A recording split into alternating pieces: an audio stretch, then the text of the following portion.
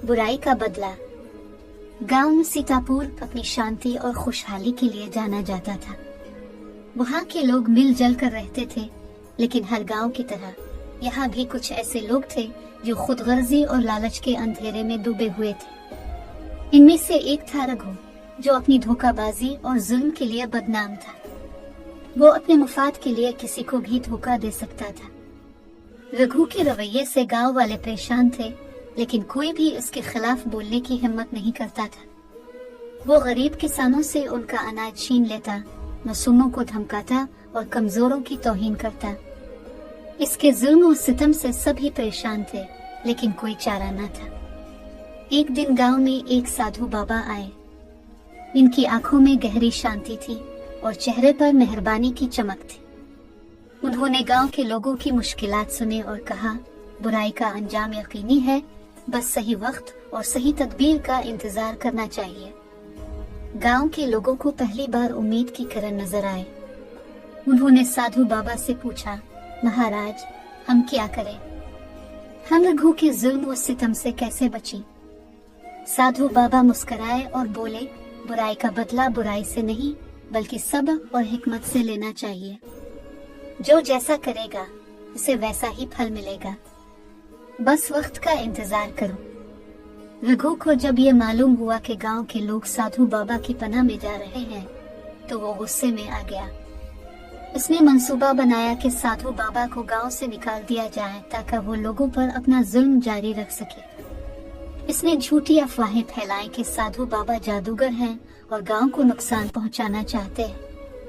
आहिस्ता आहिस्ता कुछ सादा लोग रघु की बातों में आने लगे, लेकिन ज्यादातर गांव वाले जानते थे कि रघु खुद सबसे बड़ा धोखाबाज है। फिर भी उन्होंने सब्र से काम लिया और साधु बाबा की कही हुई बातों को याद रखा। एक दिन रघु ने गांव के सबसे गरीब किसान रामलाल को उसकी जमीन से बेदखल करने की साजिश तैयार की। उसने गांव के जमींदार से मिलकर झूठे कागजात बनवाए और रामलाल को उसकी ही जमीन से बेदखल करने की धमकी दी। रामलाल बेहद परेशान था। इसने साधु बाबा से मदद की दरखास्त की। साधु बाबा मुस्कुराकर बोले, बेटा, ईश्वर का इंसाफ जरूर होगा, बस तुम अपनी सच्चाई पर कायम रहो। रामलाल को यकीन था कि इसकी मेहनत की कमाई को कोई नहीं छीन सकता। इसने गांव के सरबराह के पास अपनी शिकायत दर्ज करवाई, लेकिन रघु ने रिश्वत देकर सरबराह को भी अपनी तरफ कर लिया था।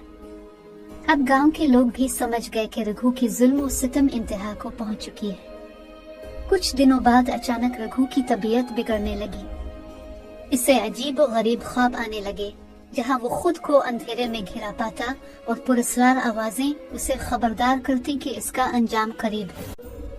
आहिस्ता आहिस्ता इसके साथ बुरा होने लगा। जो लोग पहले इससे डरते थे, अब इसकी मदद करने से कतरा रहे थे। गांव के सरबराह, जिसे इसने रिश्वत दी थी, इसका राज सबके सामने खोलने के लिए तैयार हो गया। एक दिन रघु के घर में अचानक आग लग गई। इसने अपनी पूरी दौलत खो दी। अब वो सड़क पर आ गया था। जो लोग पहले इससे डरते थे, अब उसे हकारत की नजर से देख रहे थे। वो साधु बाबा के पास पहुंचा और गिड़गिड़ाने लगा, मुझे माफ कर दीजिए महाराज, मैं अब समझ गया हूँ कि बुराई का अंजाम यकीनी है, मुझे एक और मौका दीजिए।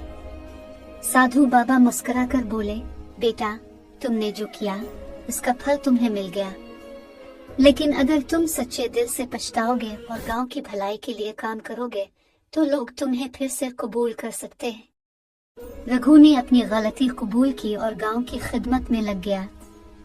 आहिस्ता आहिस्ता गांव वालों ने इसे माफ कर दिया, लेकिन इसकी पुरानी छवि मिटने में कई साल लग गए। इस वाकये से गांव के तमाम लोगों ने एक अहम सबक सीखा, बुराई का अंजाम यकीनी है और हर शख्स को अपने अमाल का फल जरूर मिलता।